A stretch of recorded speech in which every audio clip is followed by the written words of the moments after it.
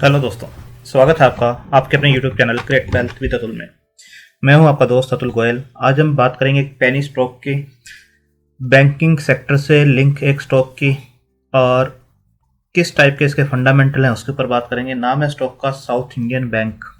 काफ़ी लोगों ने इसके अंदर इन्वेस्टमेंट भी किया होगा, ट्रेडिंग भी की होगी और जानते भी होंगे। ये केरल बेस्ड बैंक है, छोटा बैंक है, स्टॉक भी पेनी है। तो बात करते हैं इसकी कि कितना इसके अंदर डाउन साइड बनता है। ये मंथली चार्ट हमने लगा रखा है, कितना इसके अंदर डाउन साइड बनता है, क्या चार्ट बोलते हैं हमारे, किस लेवल पे लेना चाहिए और क्या टारगेट्स इसके बन सकते हैं, क्या मैनेजमेंट का व्यू है इसके ऊपर, कैसे इसके रिजल्ट्स आए थे और किस टाइप से स्टॉक नीचे आया था और कितना नीचे जा सकता है, क्या रिस्क रिवार्ड रेशो बनता है, किस टाइप के इन्वेस्टर को, ट्रेडर को लेना चाहिए और लेना चाहिए या नहीं लेना चाहिए, उसके ऊपर भी हम बात करेंगे।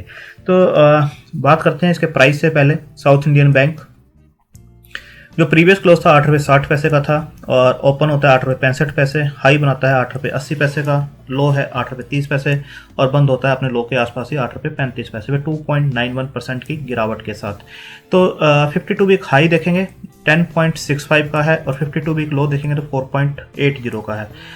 तो 5 डेज का भी अगर हम देख लें तो आप देख सकते हैं 8.30 5 दिन पहले था 1 फरवरी को, अभी भी 8 रुपये 35 पैसे के आसपास है और बीच में जरूर 8.85 तक ये जरूर गया था।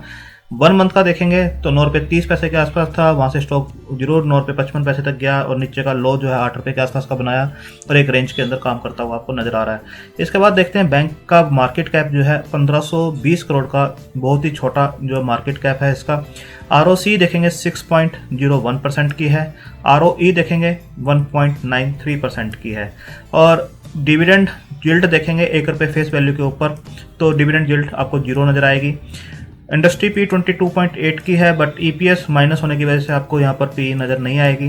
बुक वैल्यू काफ़ी इंप्रेसिव है 30.2 और स्टॉक का प्राइस जैसे मैंने बताया 8 रुपये 40 पैसे के आसपास है। तो प्राइस टू बुक वैल्यू जो निकल कर आती है 0.28 की निकल कर आती है, यानी ये अपने बुक वैल्यू से आपको ऑलमोस्ट 72% के आसपास के डिस्काउंट पे मिल रहा है। तो क्या लेना चाहिए वो देखते हैं। प्लज कुछ भी नहीं कर रखा है पर प्रोमोटर की होल्डिंग क्या है वो भी हम चेक करेंगे। स्टॉक अपने 200 DMA से ऊपर काम कर रहा है, जैसे आप देख सकते हैं। ऑलमोस्ट इसने 23 नवंबर को 7 रुपये 30 पैसे को जब ब्रेक किया था उसके बाद से ये उसके ऊपर ही बना हुआ है। इसके बाद देखते हैं क्वार्टर के रिजल्ट्स में ऐसा क्या था जिसकी वजह से स्टॉक जो है नीचे आता हुआ आपको नजर आया। आप देख सकते हैं नेट प्रॉफिट जो था -92% के आसपास इन्होंने दिया है दिसंबर 2020 में, जबकि पिछले क्वार्टर में 65 करोड़ के आसपास का प्रॉफिट था और लास्ट ईयर दिसंबर क्वार्टर को देखेंगे तो 91 करोड़ का प्लस में था, इस बार -92 है। तो जो माइनस के रिजल्ट्स हैं ये कहीं ना कहीं इसके ऊपर इम्पैक्ट किया है स्टॉक प्राइस के ऊपर और ये डाउन आते हुए नजर आया है। अब देखेंगे पिछले कुछ क्वार्टर से जो नेट प्रॉफिट था प्लस में ही था, 2 क्वार्टर को छोड़े, एक करंट क्वार्टर और एक मार्च 2020 का, तो ये ऑलमोस्ट प्लस में ही था। अभी जो मार्च 20 के रिजल्ट बताए जा रहे हैं, जिस टाइप का मैनेजमेंट का फोकस है कि प्रोविजनिंग हमने इसमें काफ़ी कर दी है, तो मार्च 2020 के जो रिजल्ट्स बताए जा रहे हैं वो अच्छे बताए जा रहे हैं और कंपेयर होंगे मार्च 2020 से या दिसंबर 2020 से। अगर ये बैंक आपको पॉजिटिव रिजल्ट देता है तो चाहे वो पिछले क्वार्टर से कंपेयर हो -92 से दिसंबर से, और चाहे लास्ट ईयर के मार्च क्वार्टर से कंपेयर हो -144 से, तो आपके दोनों ही रिजल्ट्स जो है अगर बैंक पॉजिटिव देता है दोनों से कंपेयर करेंगे तो अच्छे होंगे और स्टॉक के अंदर कहीं ना कहीं आपको मूवमेंट जरूर दिखाई देगा, चलता हुआ दिखाई देगा। तो मार्च के रिजल्ट्स पॉजिटिव आने जरूरी हैं, तो दोनों ही क्वार्टर, चाहे लास्ट क्वार्टर हो चाहे ईयर ऑन ईयर कंपेयर करें, अच्छे आपको दिखाई देगा मूवमेंट। ग्रॉस NPA देखेंगे परसेंटेज में तो आपको ये डाउन आते हुए जरूर नजर आएगा। अगर यहाँ से कंपेयर करें आप 4.96% से, अगर दिसंबर 2019 से कंपेयर करें तो 4.90 के आसपास आया है और लास्ट क्वार्टर से करें तो थोड़ा सा बढ़ता हुआ आपको दिखाई देगा 0.03% के आसपास। नेट NPA देखें 3.44 से डिक्रीज हुआ है, 3.34, 3.09, 2.59 और 2.12। एसेट क्वालिटी ठीक होती हुई नज़र आ रही है। नेट NPA को अगर स्टडी किया जाए तो बिल्कुल इम्प्रूव होती हुई नज़र आ रही है, बट जो लॉस पोस्ट किया है उसकी वजह से बिल्कुल स्टॉक के ऊपर प्रेशर है। प्रमोटर होल्डिंग आपको यहाँ पर नहीं दिखाई दे रही है। FII जो है 9.13% के आसपास है, यहाँ पे FII की होल्डिंग लास्ट क्वार्टर में बढ़ती हुई आपको नजर आएगी 8.64 से 9.13। DI की होल्डिंग भी आपको यहाँ पर बढ़ती हुई दिखाई देगी 1.10 से 4.56 के आसपास, बट पब्लिक की होल्डिंग बहुत ज़्यादा है, इसमें 86.31 के आसपास है। और आप देखेंगे कि 4.99 सिर्फ एक स्ट्रॉन्ग हाथों में, बाकी सब जो है आपके तो रिटेल के पास ही है। इसके बाद देखते हैं कि किस टाइप से लॉस जो थे, आप देख सकते हैं 21 जनवरी के आसपास ये रिजल्ट आए थे और south Indian bank Q3 post net loss of ₹92, जैसे मैंने आपको वहाँ दिखाया।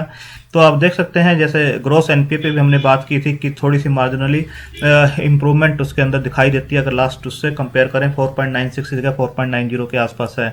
इसके बाद जो मैनेजमेंट का एक विजन आया था कि ये उसके ऊपर काम कर रहे हैं, तो आप देख सकते हैं south Indian bank vision 2024 targets ROA/ROE of ROA जो है 1% का, ROE 13% बाय 2024। तो ये अभी रिसेंट का है, तो मार्च क्वार्टर के रिजल्ट्स जरूर हमें देखने होंगे कि जो मैनेजमेंट ने अपना टारगेट्स बनाए हैं, विजन बनाया, उसके ऊपर किस टाइप से ये काम कर रहे हैं। तो ये जो 6 C's हैं जिसके ऊपर ये काम कर रहे हैं, तो वो देख सकते हैं capital beefing, focused drive on building CASA deposits using technology and initiating cost rationalisation drive, इसका revamp organisation structure to build capabilities, और इसका है focus on customer care and leveraging existing customer base, adhere to highest integrity standard. तो आप देख सकते हैं इन 6 चीज़ों पे ये काम करेंगे जो मैनेजमेंट का कहना है, और हम बैंक को काफ़ी आगे ले जा सकते हैं। और इसके बाद आप देख सकते हैं ये जो 6 C इन्होंने बनाया है विजन 2024, उसके अंदर the bank aims to reach a loan book of ₹1 lakh crore, CASA mix of 35%, loan book जो है 1 लाख करोड़ की विजन है इनका, कासा मिक्स 35% है, PCR ऑफ ओवर 65% का है, NIM ऑफ 3.5% बाय 2024। तो South Indian Bank plan to raise 750 crore to strengthen balance sheet. और ये 6 C के जो प्लान्स हैं जैसे मैंने आपको पढ़ के बताए, तो इसके ऊपर बिल्कुल काम कर रही है जो मैनेजमेंट है, और विजन रखा है 2024 1 लाख करोड़ का लोन, कासा 35%, PCR 65%, NIM जो है 3.5%। इसके बाद हम देखते हैं कि किस टाइप से मोतीलाल ओसवाल का कहना है। SIB यानी South Indian Bank has been delivering muted performance with higher provision and opex impacting earning while its margin profile remains modest. तो कहीं ना कहीं आने वाले टाइम में रिजल्ट्स जो है इम्प्रूव होते हुए नज़र आ सकते हैं, क्योंकि इनका जो फोकस है, the focus been on improving gradually on the loan book and the bank has been consider increasing the mix of retail, agri and MSME loans. Asset quality tend to have been stable, supported by the SC dispensation. तो आप देख सकते हैं आने वाले time में ये improve होते हुए आपको दिखाई दे सकती है एसेट क्वालिटी भी। ये मंथली चार्ट मैंने यहाँ पर लगा रखा है, आप देख सकते हैं मंथली चार्ट है जीरोधा का, और 1 मंथ एक कैंडल जो है 1 मंथ को रिप्रेजेंट करती है, इसके ओपन हाई लो क्लोज को। अगर आप अक्टूबर से देखेंगे, इसका अक्टूबर का जो लो था, पहले हम लो पे बात करते हैं इसके, क्योंकि हाई पे अभी बात करके फायदा नहीं है। तो लो जो ये बना रहा है, जो 1 अक्टूबर को इसने लो बनाया था, कैंडल देखिए आप 6.15 का, यहाँ पर आपको इसकी रीडिंग्स दिखाई देंगी जब मैं इस पर क्लिक करूंगा। तो यहाँ पर देखिए 6.25 का लो बनाया था इसने अक्टूबर में। नवंबर का जो लो था 6.35, यानी जो पिछला हाई था उससे ऊपर का हाई बनाया है। नेक्स्ट हाई देखिए, जो नेक्स्ट लो बनाया है पिछले लो से हाई बनाया है 6.55, पहले था 6.25, फिर 6.35, देन 6.55, उससे अगला लो देखिए 7.6, और इस मंथ का जो लो है 8.25 के आसपास का है। यानी ये पिछले लो को पिछले कई महीनों से तोड़ नहीं रहा है, या उसको मैच नहीं कर रहा है, उससे ऊपर के ही लो बन रहे हैं 6.25, 6.35, 6.55, 7.6, और यहाँ पर आपको दिखाई देगा 8.25।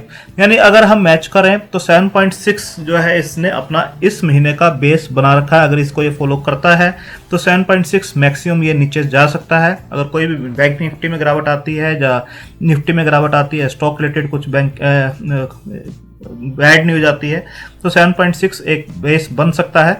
और ऊपर के टारगेट जो है, जो एक रेजिस्टेंस ये फेस कर रहा है, वो आपका कर रहा है 10.25 के आसपास। वहाँ तक ये स्टॉक बिल्कुल यहाँ पे कंसोलिडेट होता हुआ आपको नजर आएगा, और उसके बाद ये स्टॉक जो है आपको बिल्कुल 10.25 के आसपास जा सकता है। यहाँ पर भी आप देखेंगे एक गैप है चार्ट के अंदर, इसको ये कहीं ना कहीं ये भी फिल करता हुआ नजर आएगा। अगर यहाँ पर आप देखेंगे एक गैप है इस कैंडल में और इस कैंडल में, तो यहाँ पर भी आपको हो सकता है ये स्टॉक जो है, इसका लो देखेंगे 8.95 है, और इसका देखेंगे हाई 8.9 है। तो 9 रुपये के आसपास ये स्टॉक बिल्कुल इमीडिएट जा सकता है, बट एक रेजिस्टेंस यहाँ पे फेस करेगा 9 रुपये के आसपास, और यहाँ पर कंसोलिडेट होता हुआ नजर आएगा और एक बेस बनाता हुआ नजर आएगा। और अगर ये 9 रुपये के लेवल को क्रॉस करता है तो आपको 10.40 तक ये बिल्कुल जाता हुआ नजर आ सकता है, 10.40 के आसपास जाता हुआ नजर आ सकता है। तो लो साइड इसके अंदर अब लिमिटेड बनती है। अगर बैंक आने वाले टाइम में, जैसे मैंने बताया, अगर कोई भी पॉजिटिव रिजल्ट देता है और इसे कंपेयर करेंगे पिछले क्वार्टर से या लास्ट ईयर के क्वार्टर से, तो दोनों ही रिजल्ट्स जो नेगेटिव थे, अगर पॉजिटिव रिजल्ट आते हैं तो स्टॉक के अंदर अच्छा मोमेंटम बन सकता है। सेकेंडली, जो लो बना रहा है वो नेक्स्ट मंथ का जो लो होता है वो पिछले मंथ से हाई होता है। तो आप देख सकते हैं लो साइड इसके अंदर लिमिटेड है, बट 9 रुपये के आसपास एक रजिस्टेंस यहाँ पे जरूर बनता है। ये जो रजिस्टेंस है, गैप है, एक रजिस्टेंस है, इसको क्रॉस करने के बाद ये जो स्टॉक है 10.40 तक मूवमेंट दे सकता है एक कंसोलिडेशन के बाद। तो आप अपने फाइनेंशियल एडवाइजर से डिस्कस करके अपनी होल्डिंग कैपेसिटी और रिस्क टेकिंग कैपेसिटी के हिसाब से इस स्टॉक को चूज कर सकते हैं। डाउन साइड लिमिटेड है और अप साइड ये अच्छी दे सकता है आने वाले टाइम में, depend upon results. Thank you, धन्यवाद।